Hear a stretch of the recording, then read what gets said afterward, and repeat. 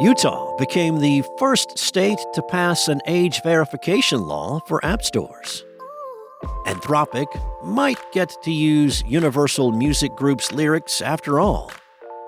And YouTube changed how it calculates views for shorts. It's Thursday, March 27th, and this is Engadget News.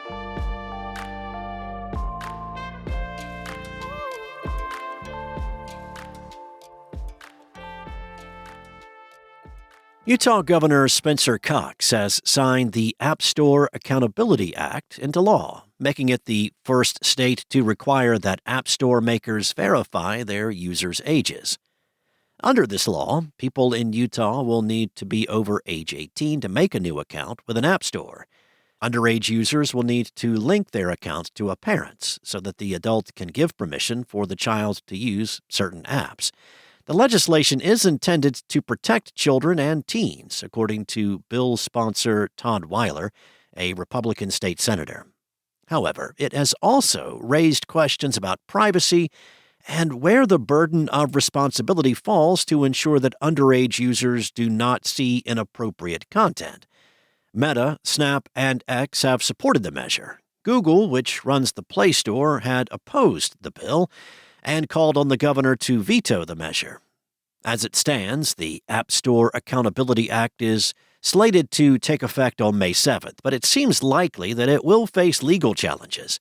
Digital privacy groups have opposed the law and others like it, noting security concerns about how sensitive age verification data will be used or protected. Other state laws requiring online services to confirm users' ages have also prompted lawsuits. The last few years have seen an ongoing debate over what rights artificial intelligence companies have to utilize copyrighted material. The latest development tips the scales in favor of use. A judge has rejected Universal Music Group, ABCO, and other music publishers' preliminary bid to block Anthropic from using their lyrics to train its AI assistant Claude. That's according to a report by Reuters. U.S. District Judge Yumi Lee ruled that UMG and company had submitted too broad a request and failed to demonstrate that Anthropic's use of the lyrics caused the company's irreparable harm. Lee stated, "Publishers are essentially asking the court to define the contours of a licensing market for AI training, where the threshold question of fair use remains unsettled." The case dates back to 2023, when UMG joined some of its fellow music publishers in suing Anthropic for copyright infringement. They claimed that Anthropic used and distributed copyrighted material, including at least 500 songs. UMG stated at the time, "Anthropic's copyright infringement is not innovation. In layman's terms, it's theft." The two sides came to a partial agreement in January of this year. Anthropic confirmed it would maintain current guardrails for reproducing, displaying, or distributing copyrighted material. It also agreed to expeditiously respond to the music producer's copyright concerns with a written statement outlining how it plans to or why it won't do so in an individual case. YouTube Shorts has introduced a change that brings analytics for its bite-sized video option into closer parity with rival services TikTok and Instagram.